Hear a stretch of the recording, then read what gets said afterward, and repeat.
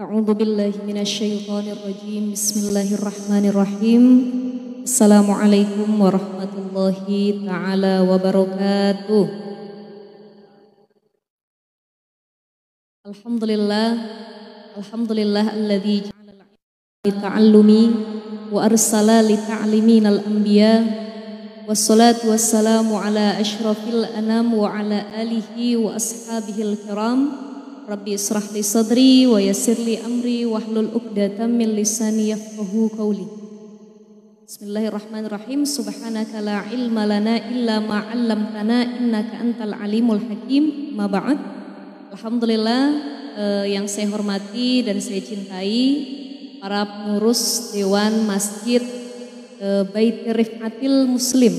Ya, itu ya Bu ya. Namanya ya. Rifatil Islam. Rifatil Islam.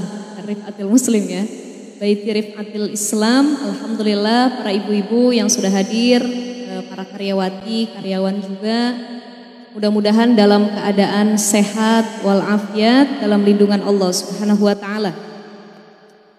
Saya tidak lama-lama karena waktu kita memang terbatas. Di sini bapak-bapak yang hadir kurang lebih waktunya sempit ya, karena harus memulai kembali pekerjaannya. Tapi sedikit saja kita akan kulik dan bahas mengenai penyakit hati lebih berbahaya daripada penyakit jasmani. Pertama begini, penyakit hati itu kenapa lebih berbahaya daripada penyakit jasmani?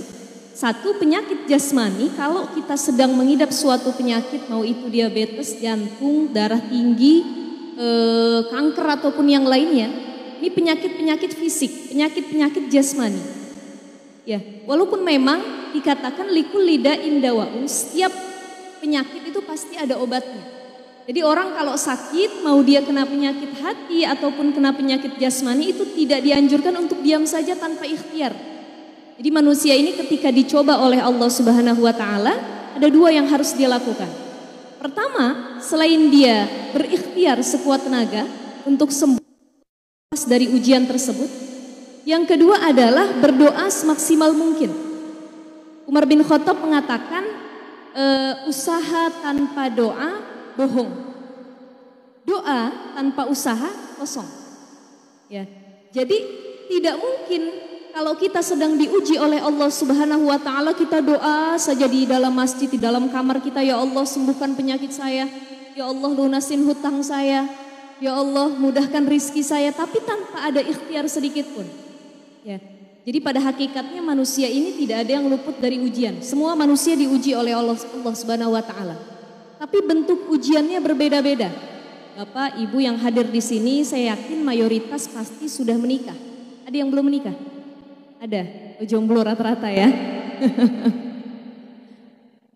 Ketika kita sudah berumah tangga, banyak pikiran-pikiran negatif yang sering menghinggapi kita. Kita mengatakan gini sama Allah, ya Allah, yang diuji, kenapa hanya saya yang punya cobaan begitu berat, tapi orang lain tidak diuji seperti saya? Padahal itu salah. Setiap keluarga, setiap manusia, setiap individu itu diuji oleh Allah Subhanahu wa taala, tapi bentuk ujiannya memang berbeda-beda, tidak sama. Ada sebuah keluarga yang ayahnya baik, suaminya baik, istrinya baik, anak-anaknya soleh, soleha, hafal Quran, tapi punya mertua tidak baik. Ada yang mertuanya baik, istrinya baik, mantunya baik, tapi punya suami tidak baik. Memberi nafkah tidak, mengajari agama tidak, berbuat baik kepada istri dan anaknya pun juga tidak. Jadi macam-macam ujian manusia, ada yang diuji dengan orang tuanya, ada yang diuji dengan pasangannya, ada yang diuji dengan anak-anaknya, bahkan ada yang sudah terlihat sempurna menurut versi pandangan kita. Si Allah uji, apa yang diuji? Rizkinya.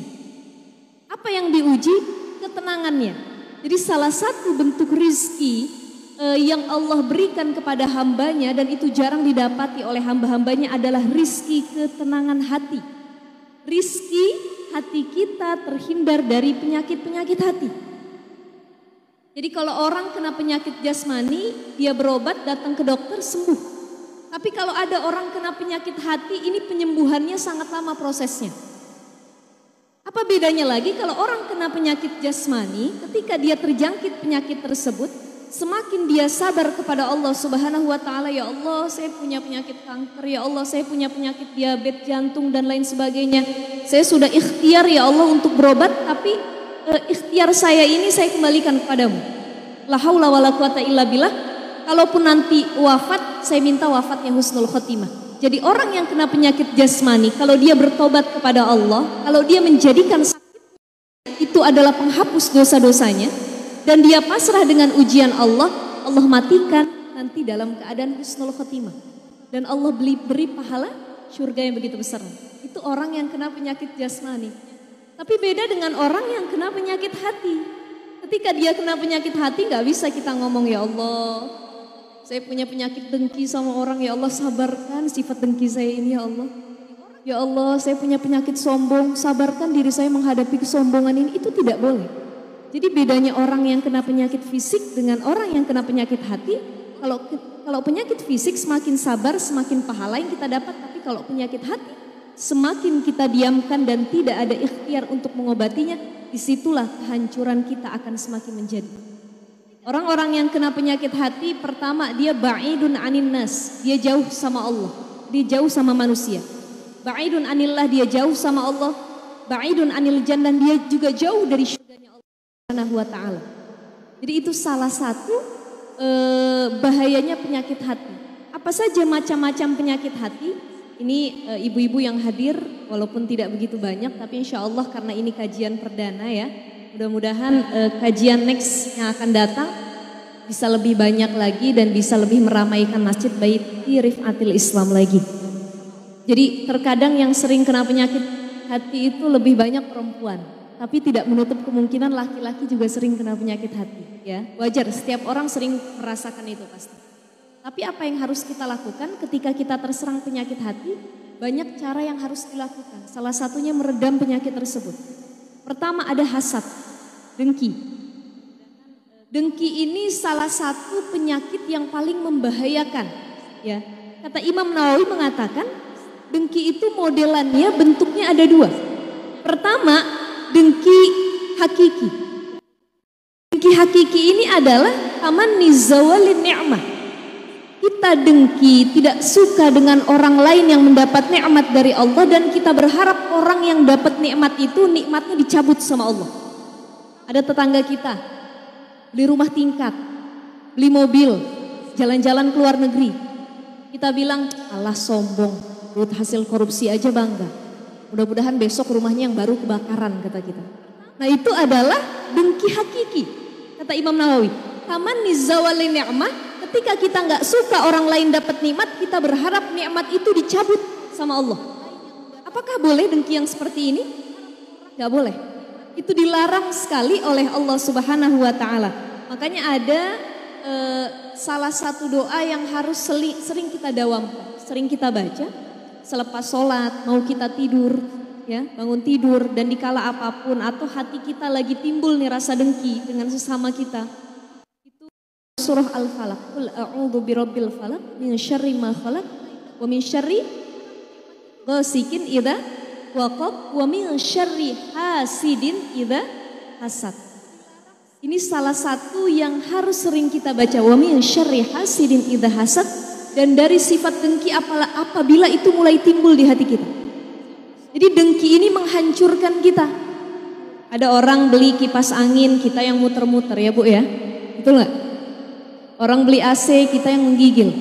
Ada orang beli kompor, kita yang kepanasan, ngadu sama suaminya. Bang, itu tetangga habis beli kompor. Kompornya mewah banget bang. Atasnya kompor, bawahnya open. Satu set. Kata suaminya, ya udah coba cek di Shopee. Begitu dicek harganya 15 juta. Aduh Neng, ya Allah, cicilan yang lain-lain aja belum lunas. Sudah pengen hal-hal lain lagi yang sebenarnya tidak begitu prioritas. Jadi dengki ini ternyata selain merusak hati kita, kolbun kita, merusak akal kita, dan itu juga merusak seluruh tatanan kehidupan kita. Yang tadinya kita punya hubungan baik dengan tetangga, kerabat, saudara, pasangan, ataupun orang-orang di sekitar kita, gara-gara hadirnya sifat dengki, semua hubungan baik itu menjadi berubah, ya, menjadi tidak baik lagi. Nah yang kedua ada kata Imam Nawawi, selain dengki hakiki, ada yang disebut dengan dengki majazi. Dengki majazi itu adalah berangan-angan untuk mendapatkan nikmat yang orang lain punya, tanpa kita berharap nikmat yang orang lain punya itu dicabut sama Allah. Jadi kalau kita melihat tetangga kita mungkin hartanya berlebihan, lebih baik dari kita dalam segala hal, kemudian kita dengki. Tapi dengki kita menganggap, ya Allah, saya pengen deh punya harta kayak si fulan. Saya pengen deh punya wajah seperti si fulanah. Saya pengen deh jadi orang yang hebat seperti itu. Tapi ya Allah, jangan sampai dengkinya kita itu malah mendoakan yang tidak baik kepada saudara kita. Jadi cukup kita dengki, artinya dengkinya kita pengen kayak begitu. Tetapi dalam hati kita katakan, ya Allah, mudah-mudahan saudara saya yang punya harta berlebih, Allah berkahkan hartanya. Dan semoga juga saya bisa kayak orang tersebut. Dan ini adalah yang disebut dengan dengki majazi. Kita dengki dengan apa yang orang lain miliki, tapi tidak berharap nikmat itu dicabut oleh Allah Subhanahu wa ta'ala. Itu salah satu penyakit dengki. Ternyata dengki itu boleh, tetapi hanya dalam dua perkara. La hasada illa fisnatain. Tidak boleh dengki dalam perkara apapun kecuali dua. Apa itu? Yang pertama, rojulun atahullahu malan. Dengki kepada seseorang yang Allah kasih harta banyak. Fasullitu ala halakatihi fil haq. Dan hartanya itu dipakai untuk jihad fisabilillah, untuk membantu dalam kebaikan. Jadi kalau kita ngelihat orang dia punya harta banyak, tiap hari dia sedekah, tiap hari dia infak, tiap hari dia bantu masjid, bantu fukara, masakin, tiap hari uangnya itu bukan dipakai untuk hal duniawi, tapi untuk hal-hal yang memang mengarah kepada ukhrawi, ini dibolehkan. Hasad kepada orang-orang yang punya harta dan hartanya dipakai untuk ibadah. Dibolehkan, tetapi dengan catatan tidak mendoakan yang buruk. Yang kedua, siapa yang boleh kita dengkiin, boleh kita hasadin? Wa rajulun atahullahul hikmah wa huwa yaqdi biha wa yu'allimuha. Seseorang yang Allah kasih hikmah, Allah kasih ilmu, Allah kasih manfaat dalam dirinya dan dia amalkan. Ilmunya itu bermanfaat kepada orang-orang sekitarnya, kemudian kita dengki. Boleh. Tapi satu lagi, dengan catatan kita tidak mendoakan keburukan pada orang tersebut. Ya Allah, kawan saya pinter banget ya. Ya Allah, ini kawan saya sudah hafal Quran 30 juz. Saya juz 30 aja belum hatam-hatam. Ya, masih stuck di kulhu, kulnas, kulaudrobil falak. Kan itu saja kadang-kadang yang sering kita baca dalam sholat, tidak ada peningkatan. Nah, ketika kita melihat ada orang yang lebih dalam hal keilmuan, dalam hal menghafal Quran, dalam hal hikmah, sesuatu yang bermanfaat, maka itu diperbolehkan, tetapi tidak mendoakan keburukan kepada mereka. Ya, jadi ibu-ibu, bapak-bapak yang dimuliakan oleh Allah Subhanahu wa ta'ala, salah satu penyakit hati yang sangat bahaya adalah dengki. Kemudian apalagi yang kedua adalah ria. Ria itu salah satu penyakit yang membawa bencana. Dia termasuk syirkul asgor. Jadi ada syirkul akbar, ada syirkul asgor. Syirkul akbar itu adalah asyirku billah, menyekutukan Allah Subhanahu wa ta'ala. Belum lama ada berita viral di daerah Jember. Ya, kalau lihat beritanya di media sosial ataupun di TV, gara-gara satu pedepokan, satu ajaran tertentu ya yang mengharuskan para pengikutnya itu untuk apa disebutnya bersemedi gitu, bertahanuts, beribadah, berdiam diri di pinggir pantai yang kemudian akhirnya tergulung oleh ombak. 11 orang korbannya. Ya, 11 orang korban. Artinya apa? Itu syirkul akbar. Tidak ada dalil dalam Islam sendiri yang mengharuskan kita ibadah itu duduk di pinggir pantai. Ada nggak kira-kira bapak-bapak? Tidak ada. Jadi kalau ada orang dia ngajak satu ajaran tertentu, disuruh kita berdoa di bawah pohon, disuruh bikin kemenyan, disuruh kita bikin sesajen di pinggir pantai, kemudian suruh berdiam diri di satu tempat, itu tidak ada dalilnya dalam agama. Dan itu termasuk syirkul akbar, syirik besar yang mengarah pada menduakan Allah Subhanahu wa ta'ala. Nah, ada syirik juga, tapi dia bukan syirkul akbar, syirkul asghar. Apa itu ria? Jadi ria itu adalah menganggap diri kita, mohon maaf, ria itu adalah memperlihatkan segala amal ibadah ataupun apapun yang kita miliki kepada orang lain. Ada orang ibadah niatnya bukan lillahi ta'ala, tapi linnas, karena manusia. Nah di sini Syekh Izzuddin bin Abdussalam mengatakan dalam kitabnya Maqasidur Ri'ayah li Hukukillah, ada 3 bentuk ria. Pertama, ria yang timbul sebelum beramal, dia baru berniat. Jadi dia bilang, aduh saya pengen sama masjid Baiti Rifatil Islam. Tapi nanti kalau misalkan saya infak ke DKM, saya berharap disebutin nama saya nanti. Biar orang tahu siapa yang hartanya paling banyak dan siapa yang infaknya paling banyak. Nah itu dia belum melakukan ibadahnya, belum dia bersedekah, baru berniat untuk ibadah saja, itu sudah masuknya ria. Karena niatnya bukan lagi karena Allah, tapi karena pujian manusia. Jadi bentuk ria yang pertama adalah ria yang dilakukan ketika berniat melakukan amal tersebut. Yang kedua, bentuk ria yang kedua adalah ria yang dilakukan ketika kita memulai amal tersebut. Kita sholat, ada calon mertua. Begitu mau sholat, dipanjangin takbirnya, difasihkan bacaannya Allahu Akbar, kata mertuanya, Masya Allah ini calon menantu emang soleh banget nih katanya. Jadi baru mulai ibadahnya, baru di awal ketika ibadah tersebut niatnya bukan lagi karena Allah tapi karena manusia. Pengen baca Quran di Masjid Baiti Rifatil Islam, baru buka Quran. Ayat pertama dilihat, nggak ada orang, bacanya males-malesan. A'udzubillahi minasyaitonirrajim, bismillahirrahmanirrahim. Tiba-tiba ada orang masuk 5 orang. Inna a'tainakal kautsar fasholli li rabbika wanhar. Kata yang masuk masjid, Masya Allah, ini orang emang luar biasa bacaan Qurannya. Artinya itu baru dimulai, belum sampai mengerjakan, baru dimulai, sudah niatnya berbeda karena mengharap pujian dari manusia, dan itu dilandasi bukan karena Allah lagi, tapi karena ada manusia yang mendekati. Nah, bentuk ria yang ketiga adalah ria yang timbul ketika di pertengahan amal. Dari awal niatnya sudah baik karena Allah ibadahnya, tapi ketika di pertengahan amal berubah hati kita. Ria, ingin dipuji oleh manusia. Ini juga salah satu bentuk ria yang harus kita hindari. Imam Al-Ghazali mengatakan dalam kitab Ihya Ulumuddin, mengutip perkataan dari Imam Ali karamallahu wajhah, lil mura'i salasu alamat. Bagi orang yang ria itu ada 3 cirinya. Jadi orang ria ini punya 3 ciri. Pertama, yaksulu idza kana wahdah. Kalau lagi sendiri, dia beramalnya males-malesan. Nggak ada orang yang lihat, sholatnya 3 menit, 2 menit kelar. Tapi ketika banyak orang, dia langsung berubah ibadahnya menjadi lebih baik. Ini ciri ria. Yang kedua, wayunsyatu idza kana finnas.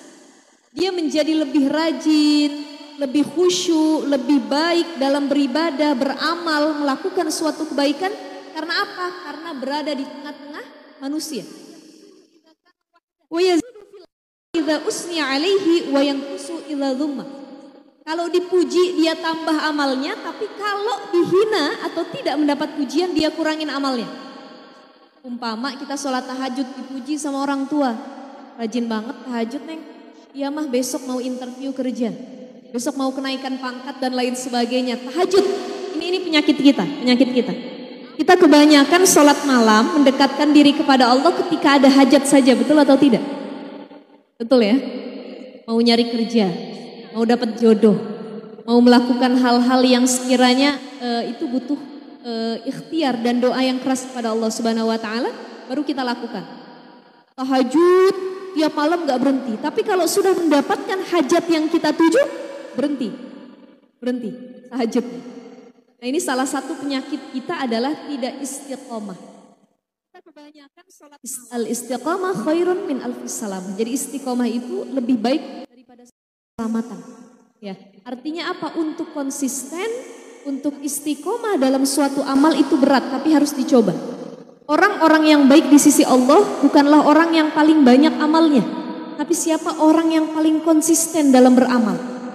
Jadi walaupun dia duha tidak 8 rakaat, tidak 4 rakaat, kalau orang Sunda bilang pangpelit nak 2 rakaat, paling cuma 2 rakaat saja. Begitupun tahajud.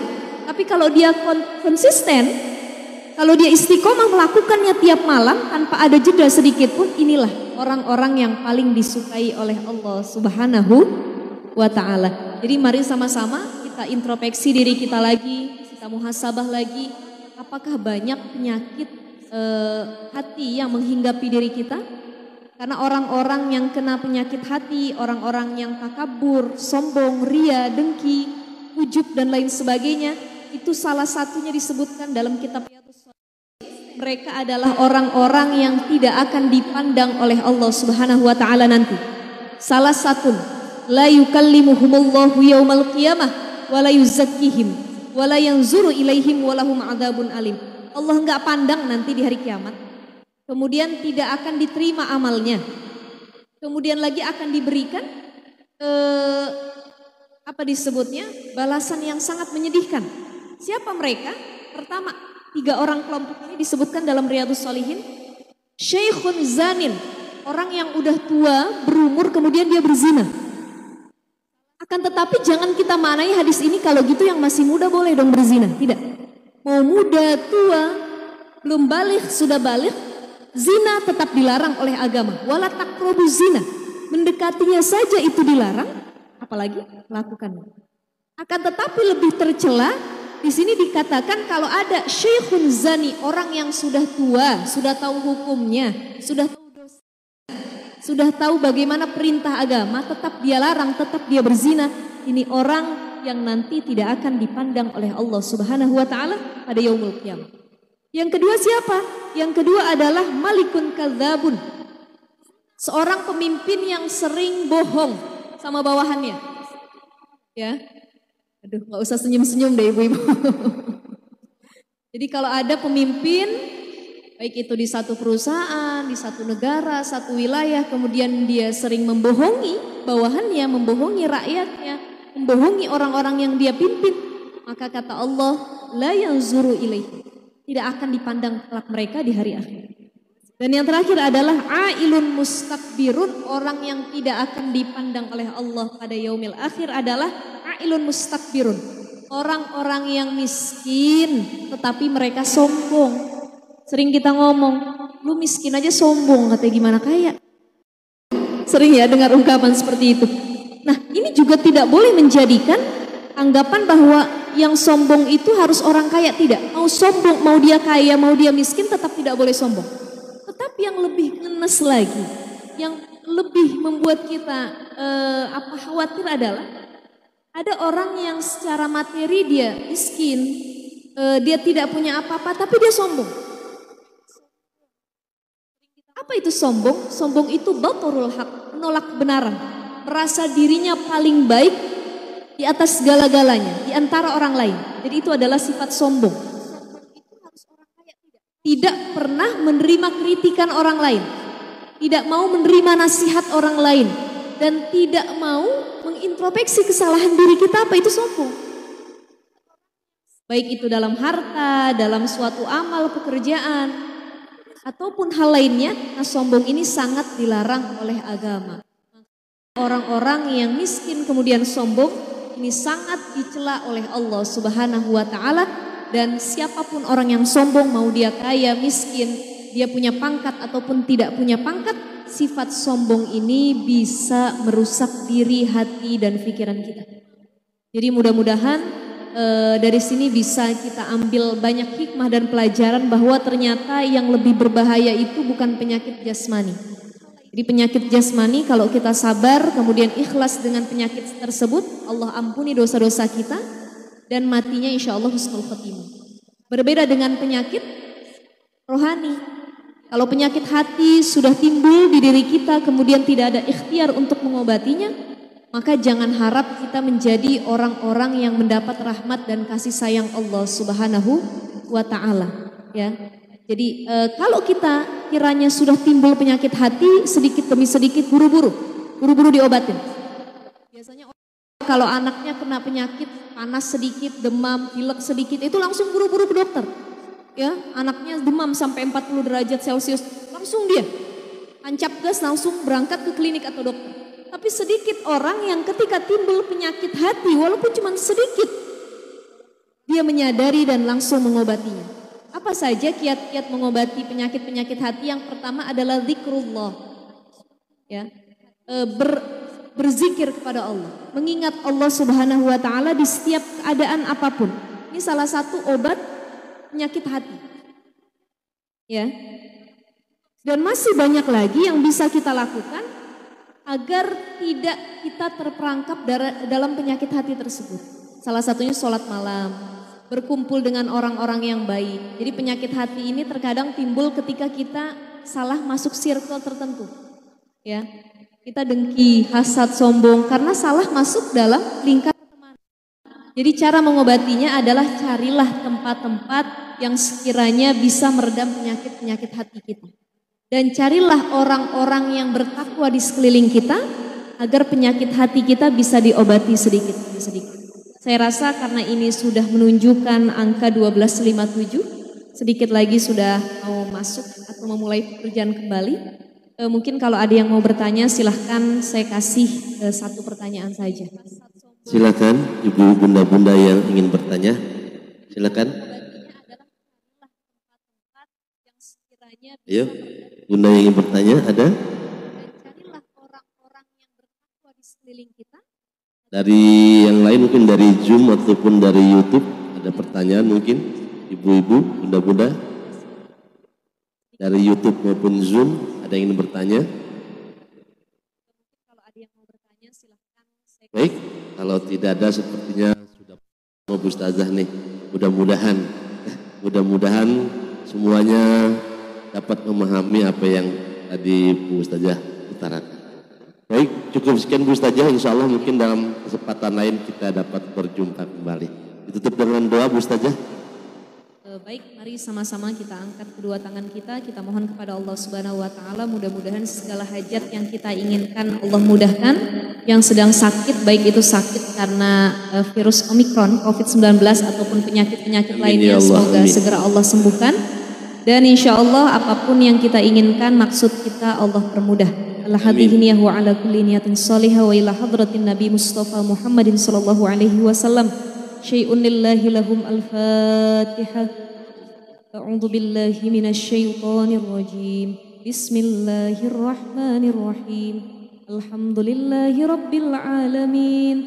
Ar-rahmanir rahim. Maliki yaumiddin. Iyyaka na'budu wa iyyaka nasta'in. Ihdinas siratal mustaqim. Siratal ladzina an'amta 'alaihim ghairil maghdubi 'alaihim waladdallin. Rabbana ighfir lana wa liwalidayna amin. Allahumma bihaqqil Fatihah wa bisirril Fatihah wa bikaramatil Fatihah iftah lana abwabal khair wa khtim lana bi khair waj'alna wal hadirina min ahlil khair. Subhana rabbika rabbil izzati amma yasifun wa salamun alal mursalin walhamdulillahi rabbil alamin. Alhamdulillahi rabbil alamin. Terima kasih Ustazah Diva. Mudah-mudahan kita bisa ketemu lagi di lain kesempatan dan tidak bosan-bosan untuk memberikan tausiah kepada bunda-bunda di BRI khususnya dan juga di Masjid Baitir Pantil Islam. Mudah-mudahan kita ketemu lagi dalam kesempatan dan waktu yang sama. Kita tutup majlis ini dengan baca Subhanakallahumma wa bihamdika asyhadu an la ilaha illa anta astaghfiruka wa atubu ilaik.